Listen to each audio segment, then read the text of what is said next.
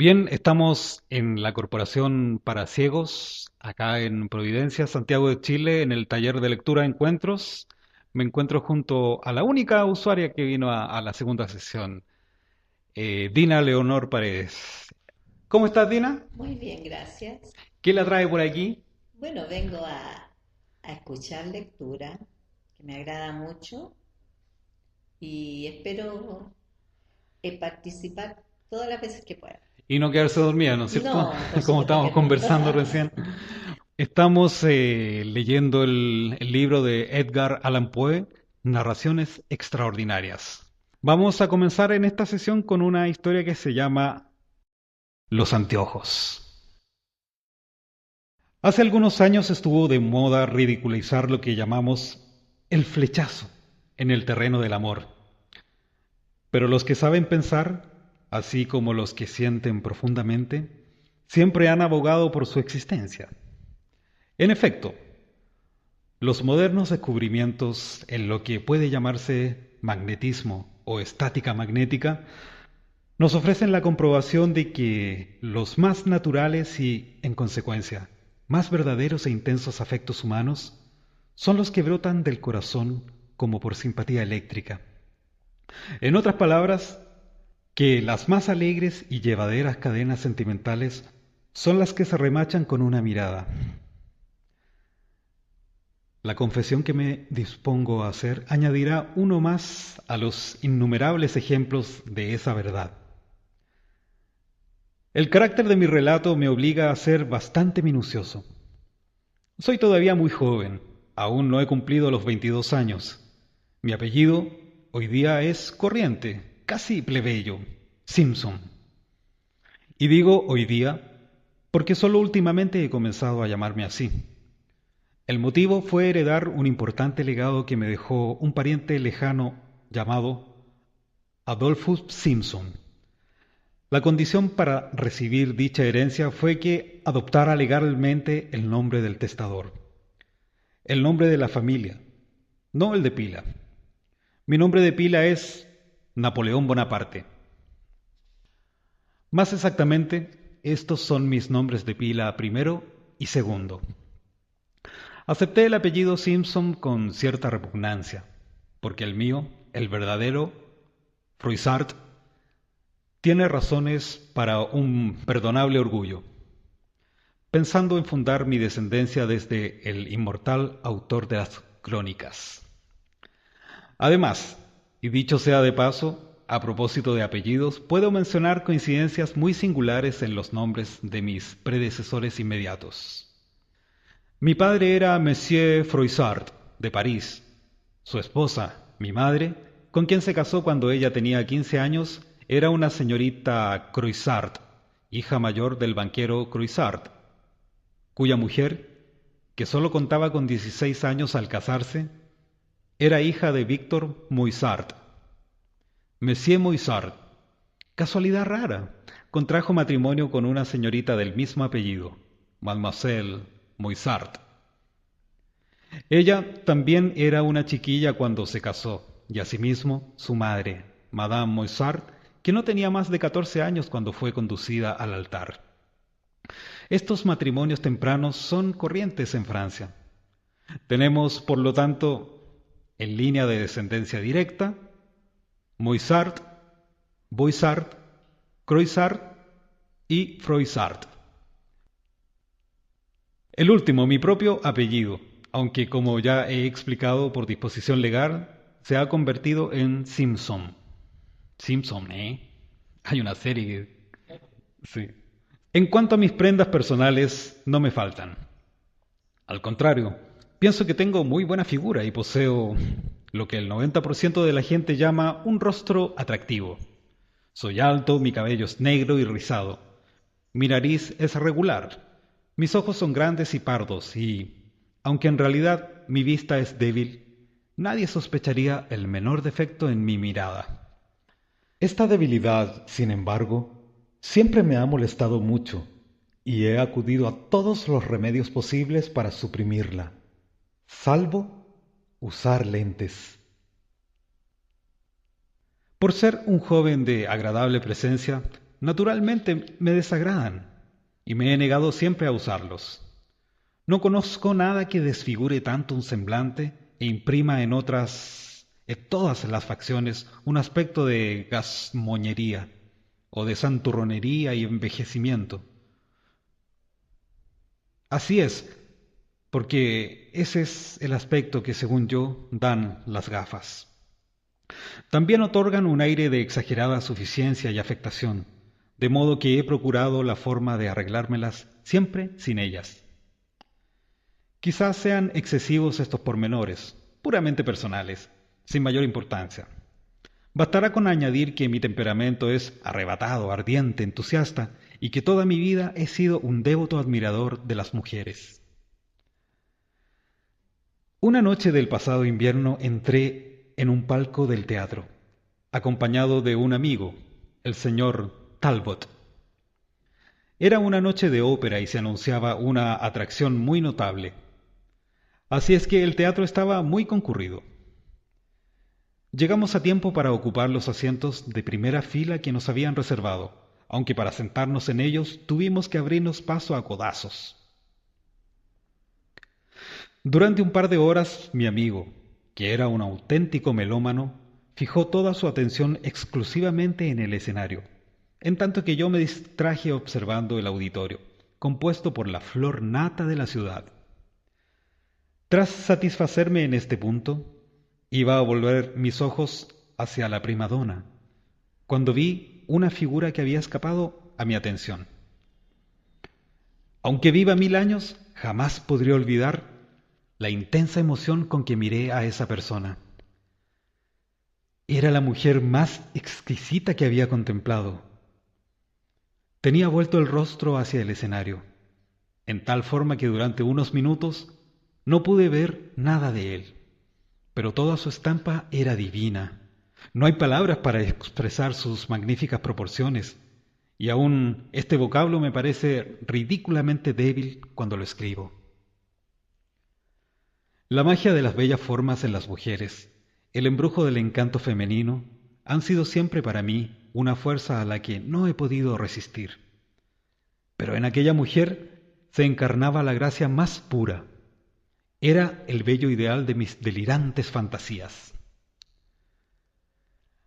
Aquella silueta que en su mayor parte podía ver gracias a la construcción del palco, era de estatura algo superior a la común, y casi llegaba a lo majestuoso. La cabeza, de la cual sólo era visible la parte posterior, rivalizaba en contorno de la griega psiquis, y estaba casi al descubierto, aun cuando llevaba un elegante sombrero de gas aérien.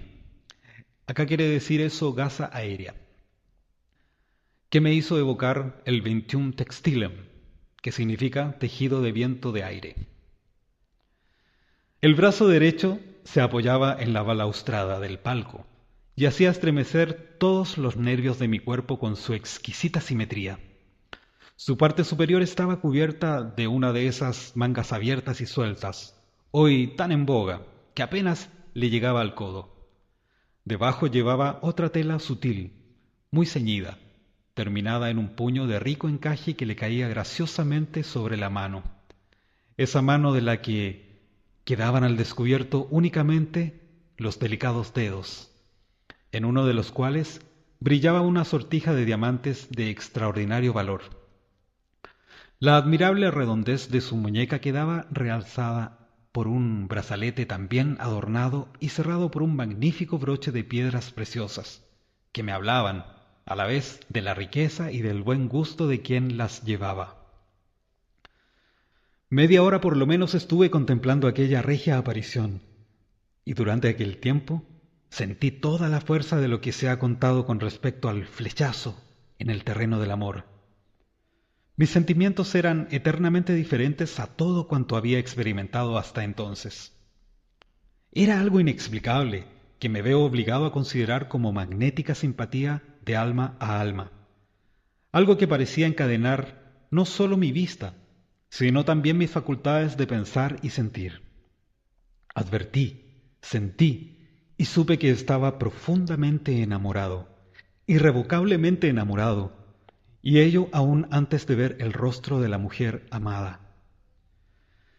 Tan intensa era, en efecto, la pasión que me consumía, que tuve la certeza de que mermaría muy poco, si esto era posible, si las facciones de su rostro no me mostraran más que unos rasgos vulgares.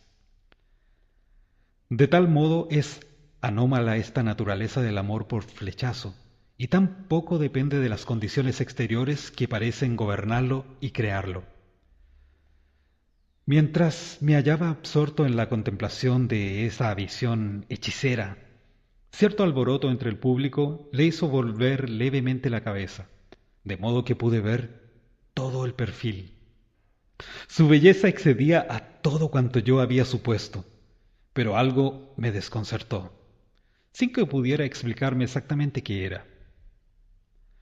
Mis sentimientos mostraron menos arrobamiento, pero más profundo entusiasmo. Aquel estado de ánimo lo originaba, quizás, el aire de Madonna de su rostro. Sin embargo, al pensarlo más, comprendí que no era sólo este detalle. Existía algo más, un misterio que yo no podía descubrir y que aumentaba mi interés. En realidad me hallaba en ese estado del alma que predispone a un hombre joven y enamoradizo a cometer cualquier extravagancia. Si esa dama hubiera estado sola, yo habría entrado en su palco y le hubiese declarado mi amor, arriesgándome a cuanto pudiera suceder. Afortunadamente, la acompañaban un caballero y una mujer de notable hermosura, quien según parecía era unos años más joven que ella. Hilvanaba 1000 planes para ser presentado a la mayor de las dos damas y, por el momento, ver su belleza con más claridad. Hubiera querido cambiar mi localidad por otra más cercana a ella, pero esto era imposible porque el teatro estaba abarrotado. Además, las severas exigencias de la moda habían prohibido el uso de gemelos en el teatro. Lo prohibían terminantemente. Por fin, se me ocurrió hablarle a mi amigo. «Tablut, ¿usted tiene gemelos de teatro?», le dije. «Préstemelos». ¿Gemelos de teatro? No, exclamó alarmado. ¿qué supone que puedo hacer yo con unos gemelos de teatro? Y acto seguido se volvió impaciente para mirar hacia el escenario. «Tablut», insistí yo, apoyando una mano en su hombro, ¿quiere escucharme? ¿Ve usted ese palco del proscenio? No, ese no, el de la derecha. ¿Ha visto en su vida una mujer más hermosa? Oh, efectivamente es muy hermosa, contestó él. ¿Quién será? En el nombre del cielo, ¿es que no sabe quién es? No conocerla demuestra que tampoco usted es persona conocida. Se trata de la célebre Madame Lalande, la belleza del día par excelencia, y tema principal de todas las conversaciones en la ciudad. Es viuda e inmensamente rica, un buen partido. Acaba de llegar de París. ¿Usted la conoce? Sí, me cabe ese honor. ¿Puede presentármela? Desde luego, para mí será un placer. ¿Cuándo quiere que se la presente? Mañana. A la 1 me reuniré con usted en la calle Obispo Orrego, esquina de Condel. Muy bien, y ahora hágame el favor de callarse, si es posible. Me vi obligado a obedecer a Talbot, porque él se mostró totalmente sordo a una nueva pregunta, y durante el resto de la velada atendió exclusivamente lo que estaba sucediendo en el escenario. Mientras tanto, yo tenía mis ojos clavados en Madame Lalande, y al fin tuve la suerte de verla de frente. Su rostro era exquisitamente bello. Esto ya me lo había dictado mi corazón. No obstante, una vez más experimenté esa sensación que me desconcertaba. Finalmente deduje que todos mis sentidos estaban impresionados por un aire de gravedad, tristeza o más bien de lasitud que empañaba la frescura de su semblante, aunque sólo para dotarle de seráfica ternura y majestad. Esto, naturalmente, se duplicaba por mi temperamento romántico. Mientras así recreaba mi vista, noté con gran emoción y por imperceptible gesto de la dama que de pronto había advertido la intensidad de mis miradas. Una vez más quedé totalmente fascinado y no pude apartar de ella los ojos ni un instante. Se volvió levemente y de nuevo no vi más que el cincelado contorno de la parte posterior de su cabeza. Pasados unos minutos, como si se sintiera impulsada por la curiosidad de comprobar si yo todavía la estaba observando, lentamente fue girando el rostro y otra vez se tropezó con mi ardiente mirada. Bajó instantáneamente sus grandes ojos negros y un intenso rubor cubrió sus mejillas. Pero lo que me llenó de asombro y perplejidad fue ver que no volvió únicamente la cabeza, sino que tomó de su cintura unos pequeños gemelos, los alzó y ajustó. Y luego me observó con ellos, atenta y deliberadamente, por espacio de unos minutos. Si un rayo hubiera caído a mis pies, no me habría quedado tan aturdido, solo aturdido, no ofendido ni disgustado en absoluto, aunque una acción tan atrevida en otra mujer probablemente me habría molestado. Pero ella lo hizo todo con tanta calma, con tanta naturalidad, con tan evidente gesto de perfecta educación, que no se la podía acusar de ningún descaro, y mis únicos sentimientos fueron de admiración. Apenas comenzó a mirarme con los gemelos, pareció satisfecha con su examen de mi persona, y ya los retiraba de sus ojos cuando, como si lo hubiese pensado 2 veces, volvió a enfocarme, observándome con más atención, quizá por espacio de 5 minutos. Aquella acción tan extraordinaria, ejecutada en un teatro americano, llamó la atención de todo el mundo, y se produjo cierto revuelo y cuchicheos entre el público, que durante unos instantes me llenaron de confusión. En cambio, no produjeron ningún efecto visible en el semblante de Madame Lalande. Tras satisfacer su curiosidad, bajó los gemelos y miró tranquilamente hacia el escenario. Ya no veía más que su perfil, igual que antes. Seguí contemplándola ininterrumpidamente, aun cuando me daba perfecta cuenta de mi falta de cortesía. Entonces noté que su cabeza, muy lentamente, cambiaba de posición y pronto llegué a convencerme de que la dama, aun cuando fingía mirar hacia el escenario, continuaba escrutándome atentamente. Supongo que no necesito explicar el efecto que aquel proceder causó en mi exaltado ánimo. Después de haberme examinado de aquel modo, quizás durante un cuarto de hora, el bello objeto de mi pasión se dirigió al caballero que se hallaba a su lado, y mientras hablaba con él, me percaté claramente, por las miradas de ambos, de que se referían a mí. Al término de la breve conversación, Madame Lalande giró nuevamente hacia el escenario, y pasaron unos minutos en que pareció muy interesada en la representación. Sin embargo, luego de unos momentos, mi emoción aumentó terriblemente al verla ajustar una vez más los anteojos que pendían de su cintura, mirarme cara a cara como lo había hecho antes, y sin hacer caso de los murmullos de la gente, inspeccionarme de arriba abajo, con la maravillosa compostura que ya había deleitado y turbado mi alma. Aquella actitud me sumió en un intenso delirio de amor y sirvió más para enardecerme que para desconcertarme. En la loca intensidad de mi pasión lo olvidé todo, menos la presencia de la majestuosa belleza que tenía ante mí. Esperé la oportunidad, y cuando me pareció que el público estaba completamente distraído por la representación, atraje la mirada de Madame Lalande y le dirigí un ligero pero inequívoco saludo. Ella se ruborizó, miró hacia otro lado y después, lenta y cautelosamente, observó en torno a sí, para comprobar si mi temerario gesto había sido notado, y a continuación se inclinó hacia el caballero que estaba junto a ella. Entonces me di cuenta perfectamente de la incorrección que acababa de cometer, y no esperé nada menos que una inmediata explicación, a la vez que por mi cerebro pasaban rápidamente la visión de unas pistolas a la mañana siguiente. Sin embargo, a continuación me sentí muy aliviado al ver que la dama le entregaba al caballero el programa de la función, sin decirle una sola palabra.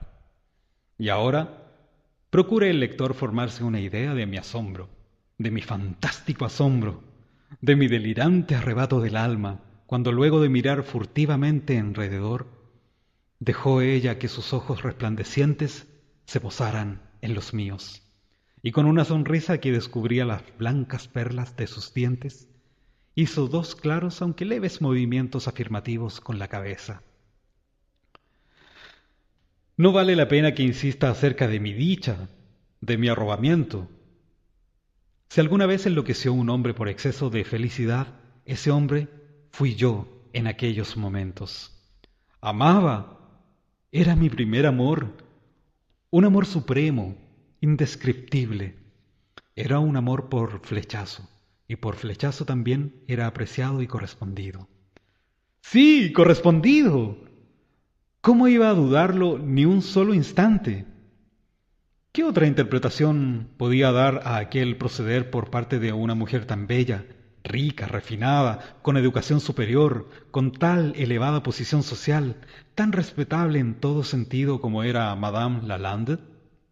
Sí, ella me amaba. Correspondía al impulso de mi amor con otro impulso tan ciego, tan firme, tan desinteresado y tan incondicional como el mío. Estas deliciosas fantasías quedaron interrumpidas por la caída del telón. El público se puso de pie, y acto seguido se produjo el habitual bullicio.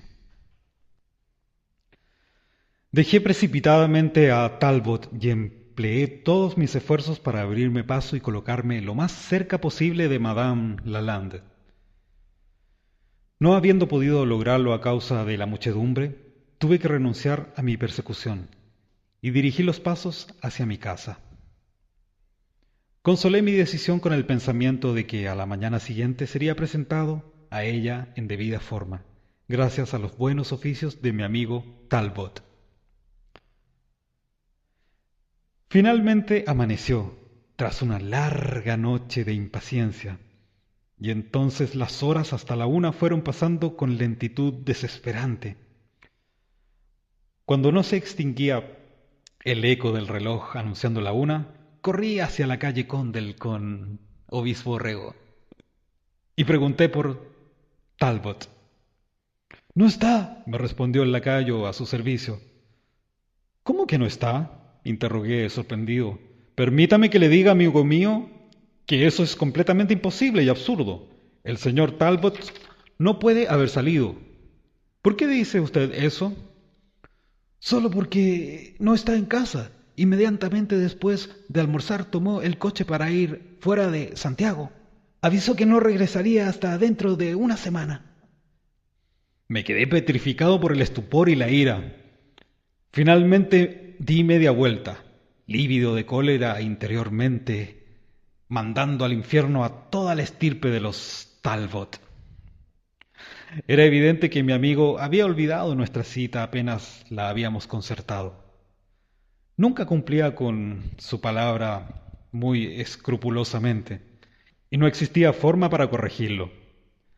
Reconociendo esto, calmé mi indignación tanto como me fue posible, y vagué por las calles, malhumorado, haciendo preguntas inútiles sobre Madame Lalande a los conocidos que encontraba.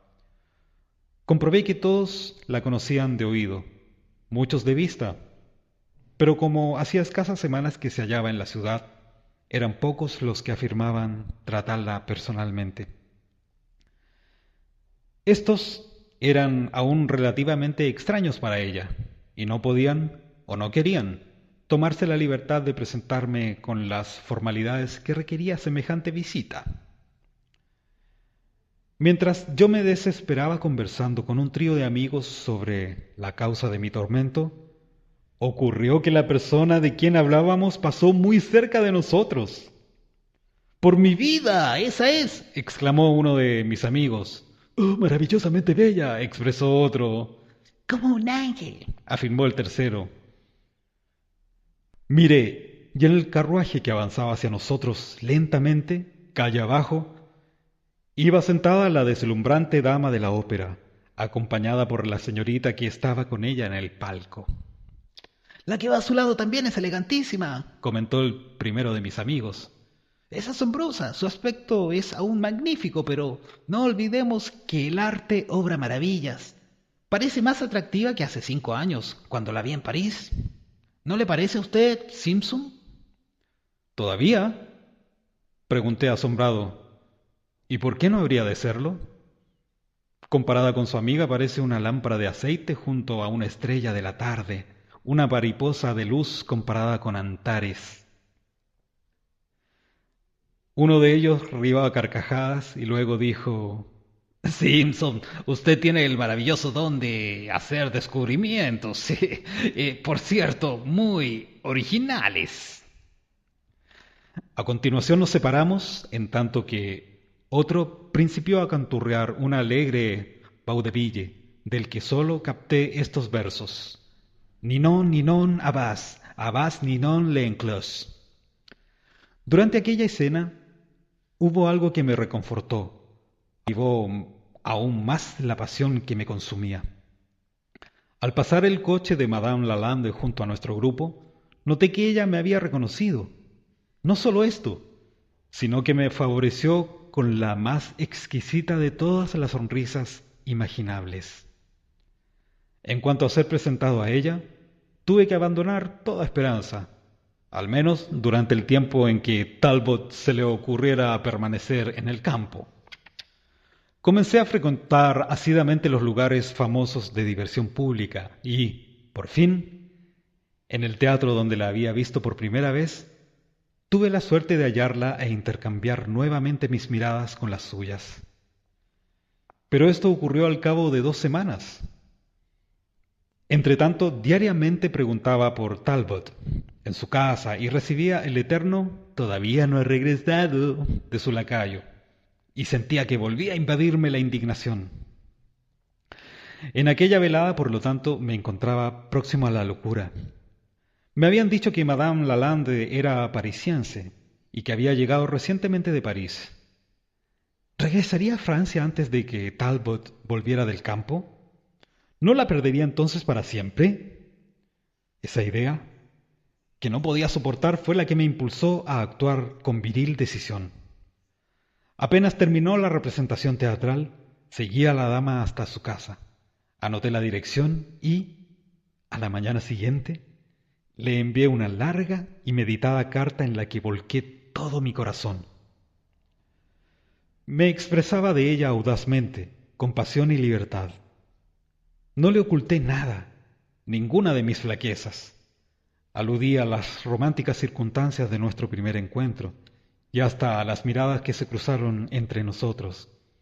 Me atreví a decirle que estaba seguro de su amor y, al mismo tiempo, le ofrecía esa seguridad y la intensidad de mi afecto como disculpa a mi imperdonable proceder. Como tercera excusa le hablé de mi temor a que pudiera abandonar la ciudad antes de que yo consiguiera la oportunidad para una presentación formal.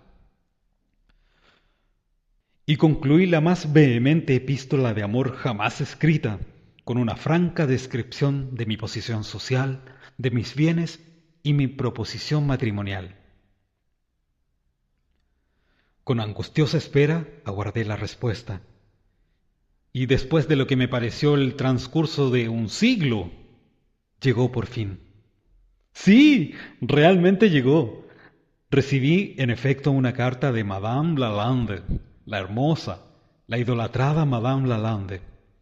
Como buena francesa, había obedecido a los sinceros dictados de su razón, a los generosos impulsos de su naturaleza, despreciando las afectadas gazmoñerías del mundo.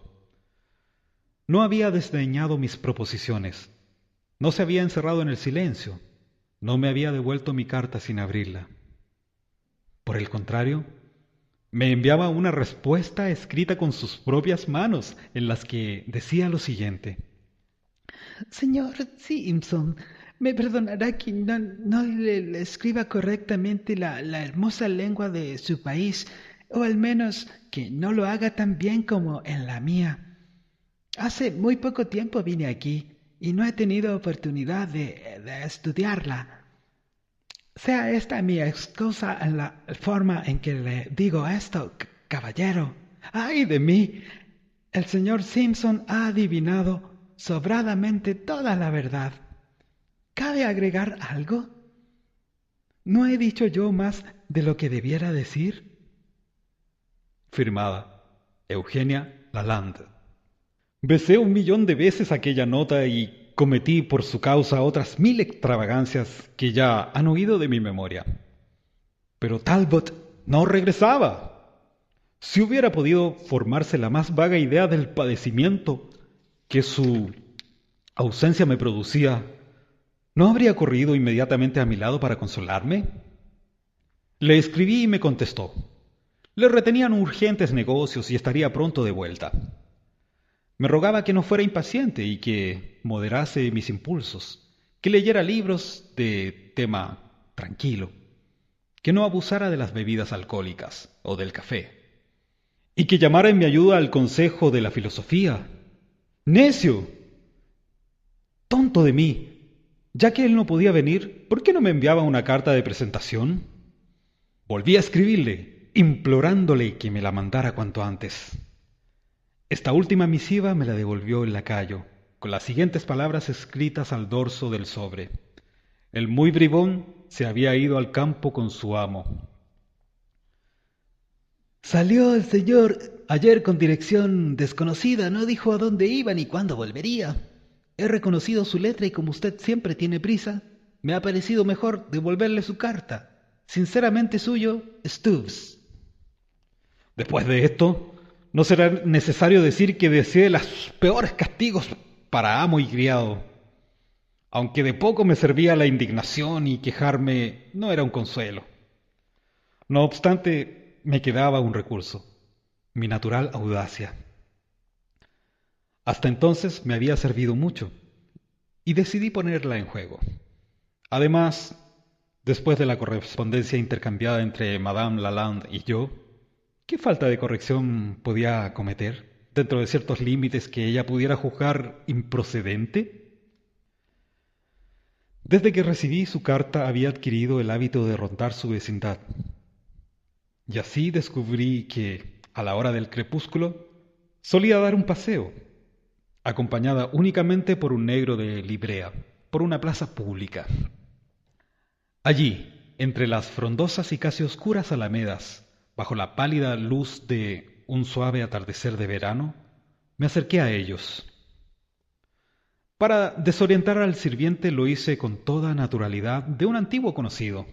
Ella, con la presencia de ánimo de una auténtica parisiense, comprendió inmediatamente mi treta, y para saludarme ofreció la mano más adorablemente pequeña que sea posible imaginar.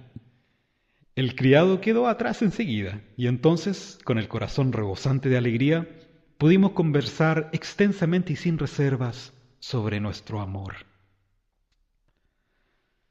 Dado que Madame Lalande hablaba inglés con menor facilidad que como lo escribía, preferimos hablar en francés. Aquella dulce lengua tan adecuada para expresar la pasión amorosa.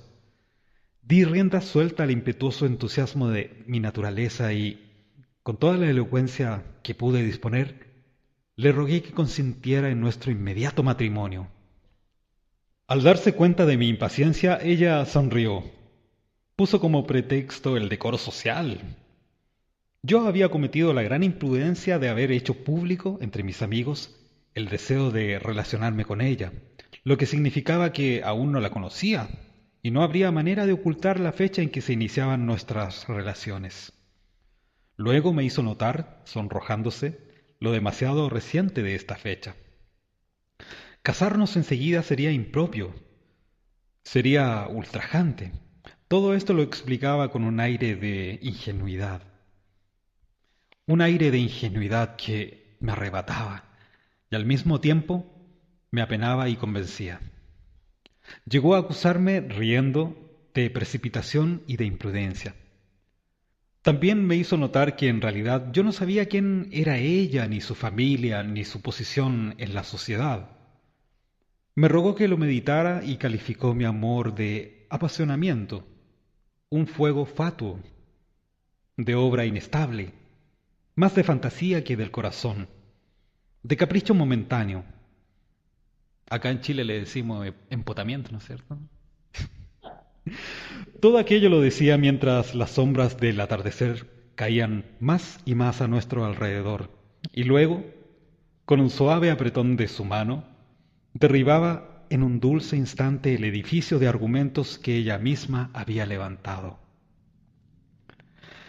Le respondí insistiendo en la adoración profunda y la admiración que me inspiraba. Para terminar, me extendí con enérgica convicción en los peligros que acechaban el cauce del amor verdadero, que se desliza sin dificultades, y de aquí deduje el manifiesto riesgo de prolongar innecesariamente la situación en que nos encontrábamos.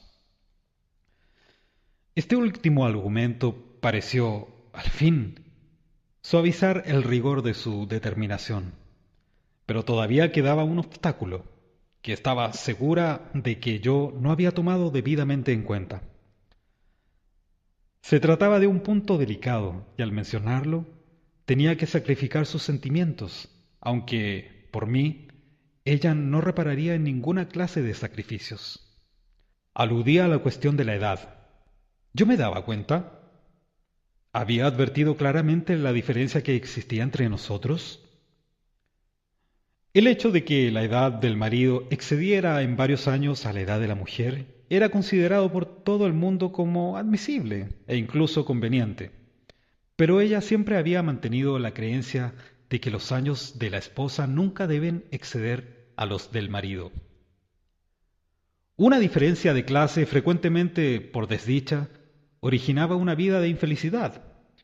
Eugenia entendía que mi edad no pasaba de los 22 años.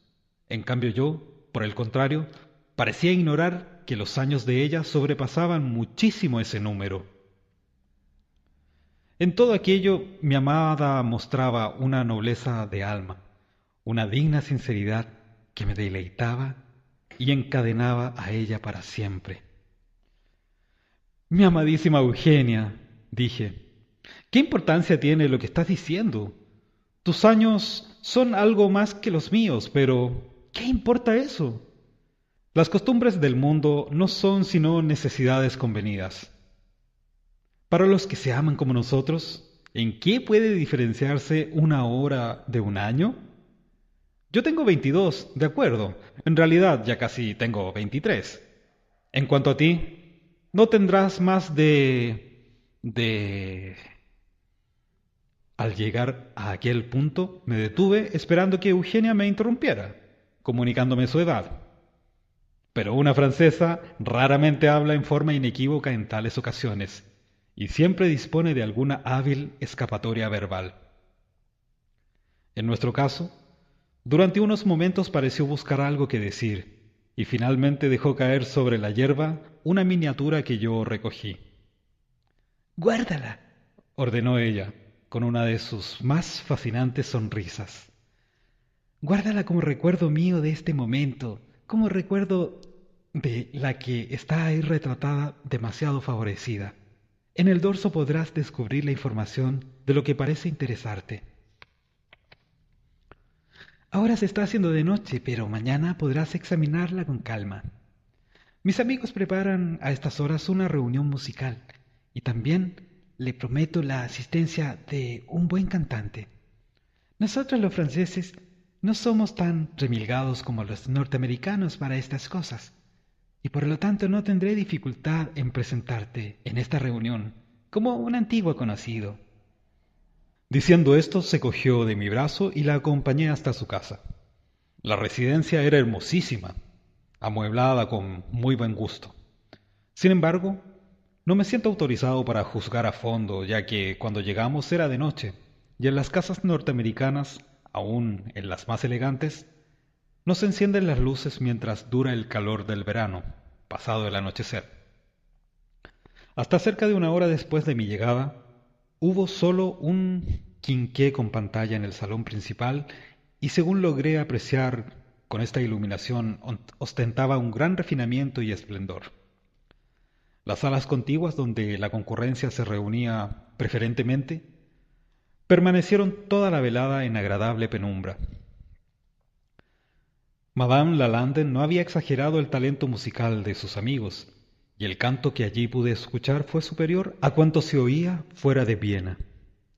Los intérpretes de las partituras con instrumentos eran varios, de gran talento.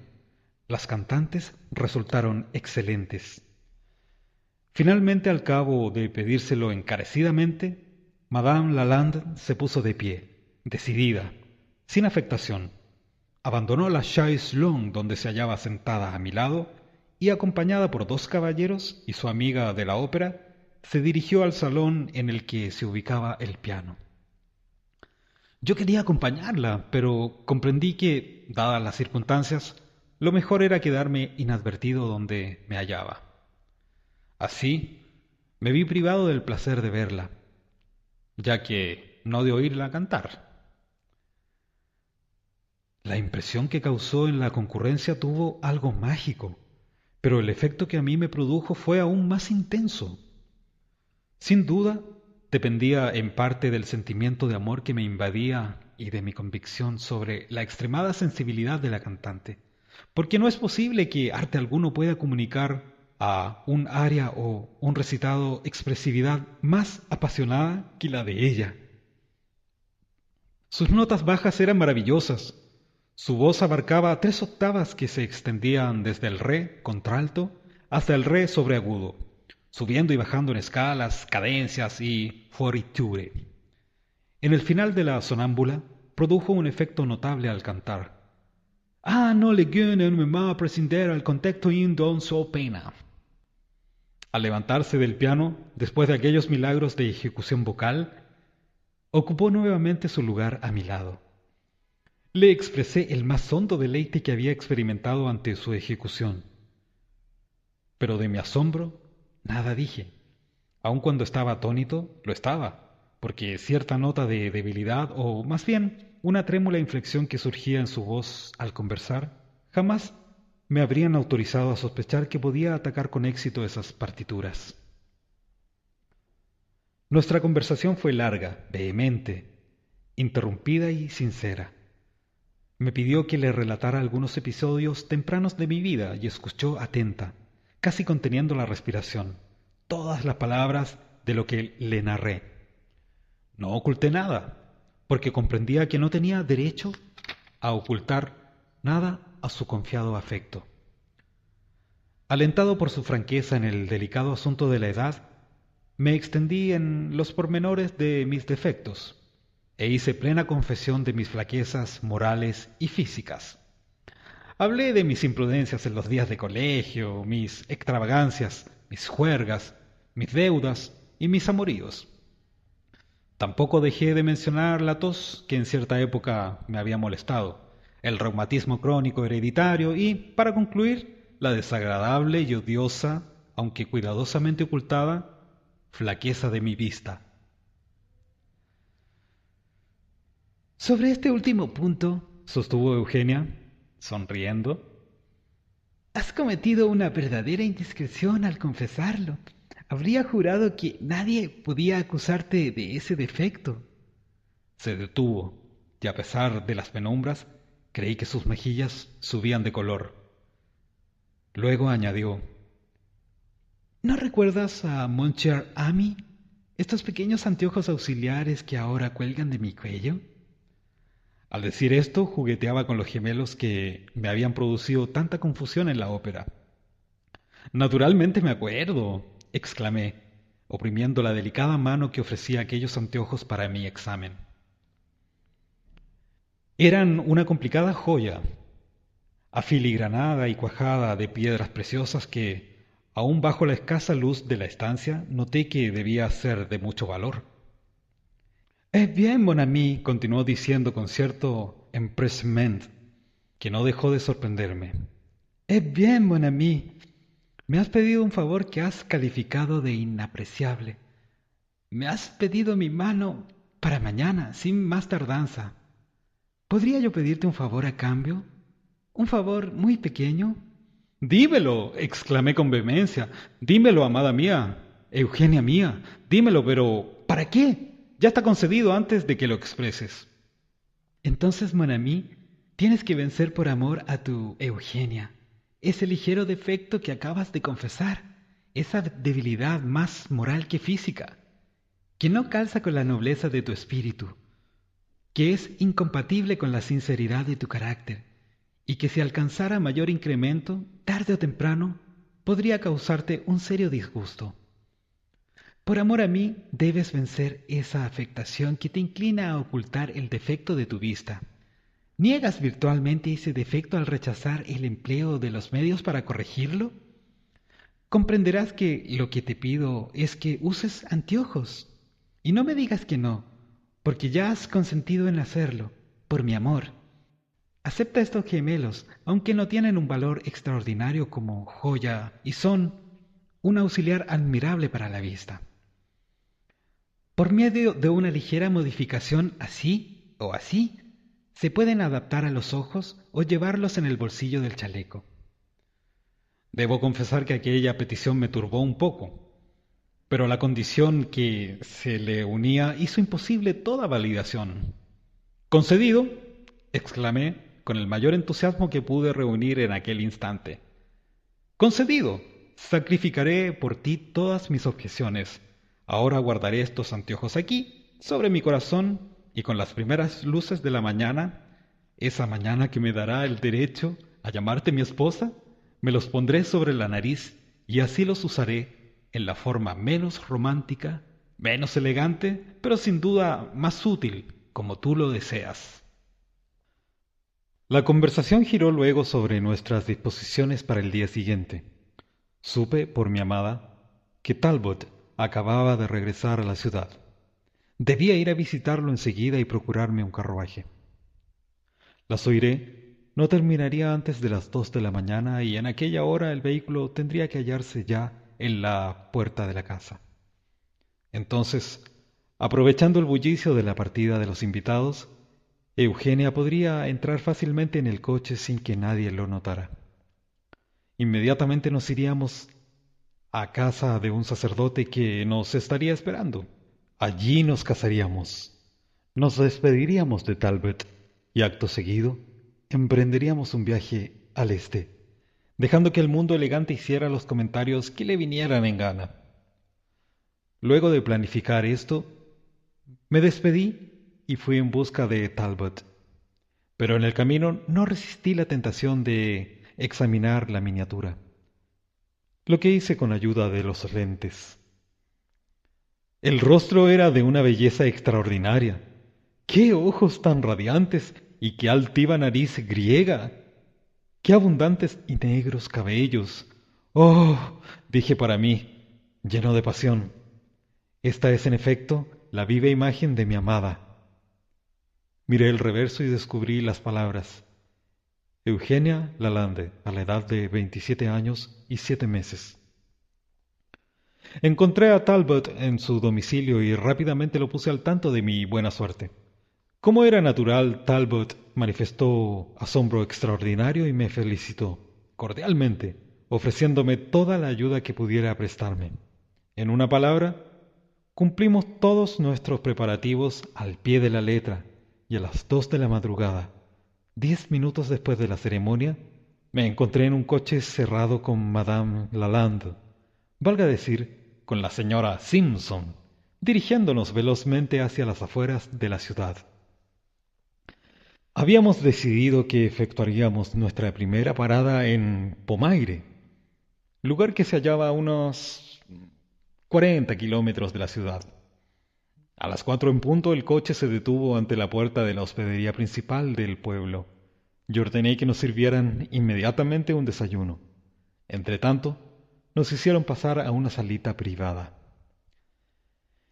Era ya casi de día, y al mirar lleno de arrobamiento al ángel que tenía a mi lado, se me ocurrió repentinamente la idea de que era aquella la primera ocasión, desde que conocía a Eugenia, en que podría disfrutar de una inspección a su belleza a plena luz. Y ahora, mon amour, Dijo ella, tomándome una mano e interrumpiendo mis pensamientos. ahora puesto que he accedido a tus apasionadas súplicas y cumplí mi parte en nuestro acuerdo, supongo que no habrás olvidado que tú también me debes una pequeña promesa. Recuerdo perfectamente las palabras que pronunciaste anoche. Sacrifico por ti todas mis objeciones. Ahora guardaré estos anteojos aquí sobre mi corazón. Y con las primeras luces de la mañana, esa mañana que me dará el derecho a llamarte mi esposa, me los pondré sobre la nariz y así los usaré, en la forma menos romántica, menos elegante, pero sin duda más útil, como tú lo deseas. Vaya, ni que tuvieras una grabadora. Esas fueron exactamente mis palabras, repliqué. Tienes una excelente memoria, Eugenia mía, y te aseguro que no tengo la menor intención de faltar a la insignificante promesa que encierran. Y tras disponer de los cristales en forma de anteojos, los coloqué adecuadamente en su posición. Por su parte, la señora Simpson se ajustó el sombrero, cruzó los brazos y permaneció sentada en su sillón, adoptando una postura embarada y relamida. ¡Cielo santo! Exclamé en cuanto los lentes cabalgaron sobre mi nariz. ¿Qué ocurre con estos anteojos? Quitándomelos rápidamente los limpié afanosamente con un pañuelo de seda y volví a ajustármelos.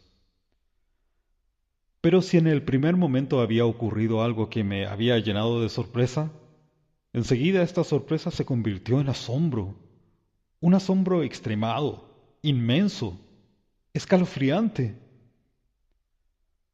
En nombre de todas las cosas horribles de este mundo, ¿qué era aquello? ¿Podía dar crédito a lo que estaba viendo? ¿Era eso colorete? ¿Y esas arrugas? ¿Eran arrugas? Arrugas en el rostro de Eugenia Lalande. ¡Oh, por Júpiter! ¿Qué había pasado con sus dientes?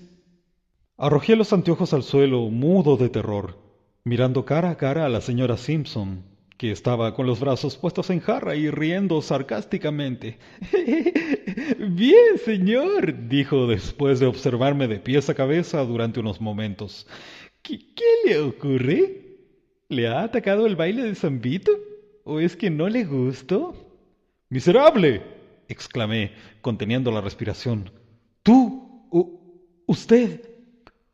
«Usted no es más que una vieja bruja».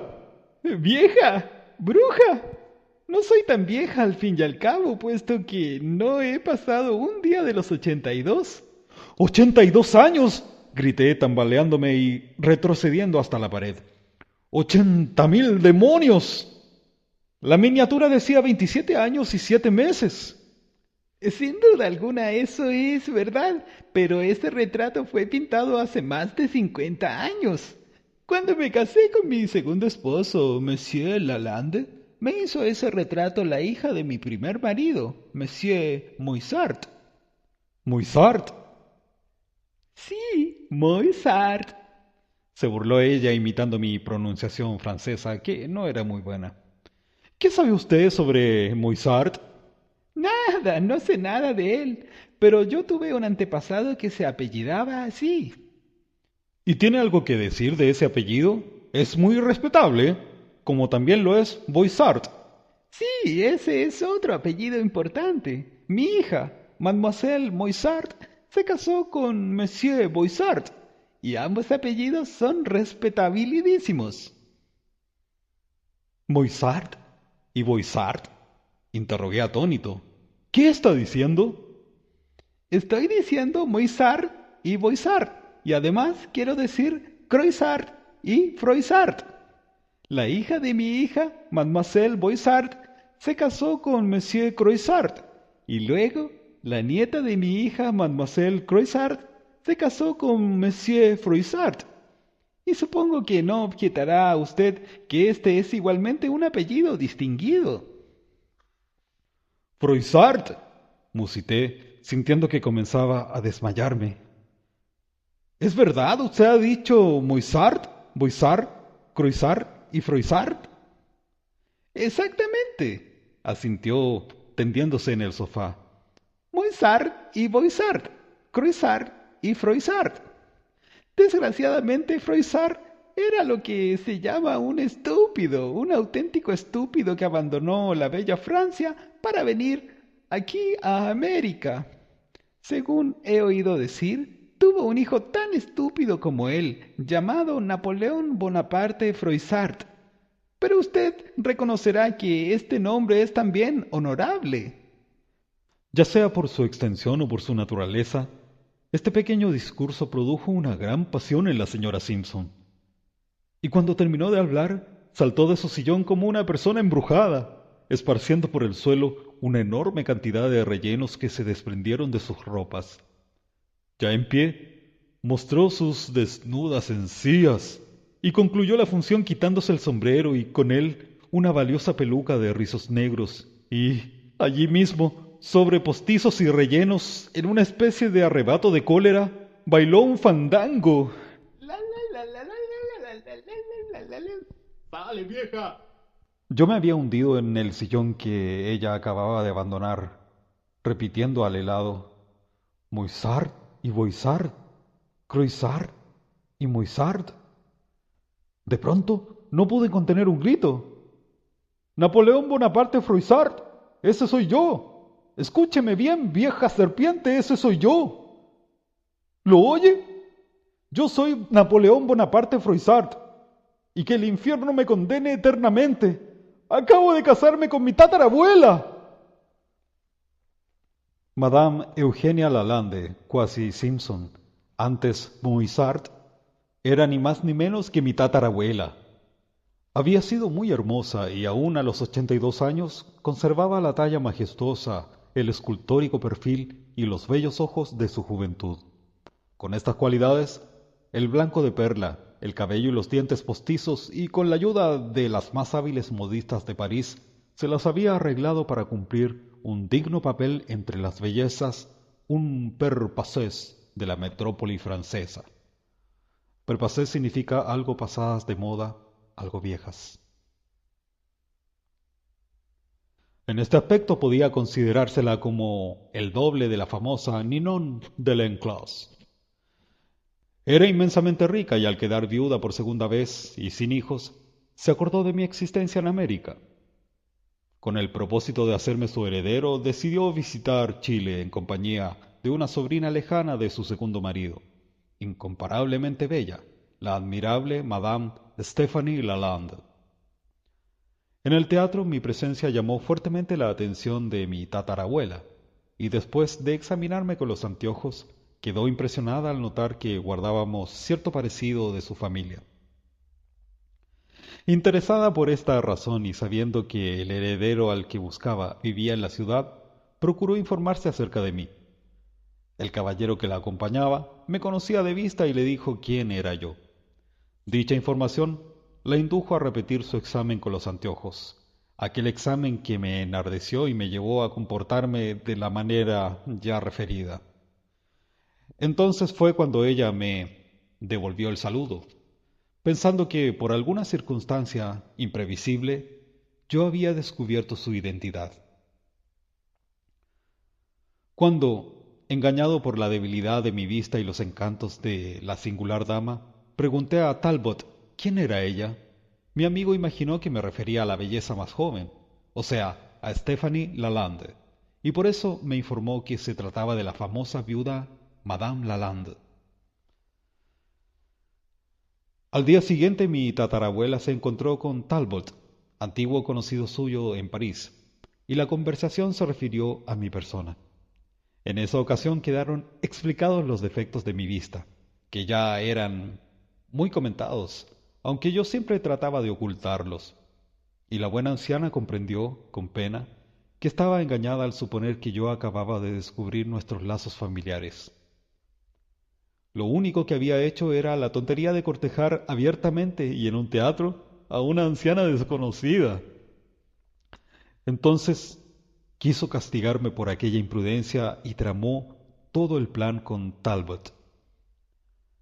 En cuanto a mis investigaciones callejeras acerca de la hermosa viuda Lalande, supusieron que me refería a la joven, más claramente a Stephanie Lalande. De este modo se explica la conversación con aquellos tres amigos y su alusión a Ninon de Lenclos. En la velada musical, mi necia obstinación en no usar lentes fue lo que me impidió descubrir su edad. Cuando Madame Lalande fue invitada a cantar, se trataba de Stephanie, la joven, y mi tatarabuela, para completar el engaño, se levantó simultáneamente para acompañarla hasta el piano. En consecuencia, la voz que tanto admiré era la de Madame Stephanie Lalande. No será necesario añadir que los cristales de los anteojos que usaba la anciana dama, ella misma los había cambiado por otros que se adaptaban mejor a mis años y que se ajustaron perfectamente a mi vista. El sacerdote, que no había hecho sino fingir aquel fatal enlace, era un amigo de Talbot y no un auténtico clérigo. Un hombre muy astuto que, después de quitarse la sotana para vestir de librea, condujo el coche de alquiler que transportó a la feliz pareja fuera de la ciudad. Talbot tomó asiento junto a él. Los dos pillastres estaban de acuerdo, y por una ventana entreabierta de aquella salita de la hostería se divirtieron con el desenlace del drama. Pienso que me veré obligado a desafiarlos a los dos. A pesar de todo, no soy el marido de mi tatarabuela, y pensarlo me proporciona un infinito desahogo. Pero soy el marido de Madame Lalande, sí, de Madame Stephanie Lalande, con quien la anciana Eugenia, al mismo tiempo que me ha declarado su único heredero, se ha tomado la molestia de emparejarme. En conclusión, se terminaron para mí las cartas de amor y jamás volverá alguien a verme sin mis anteojos. Fin del capítulo. Tu narrador, Oscar Cantautor.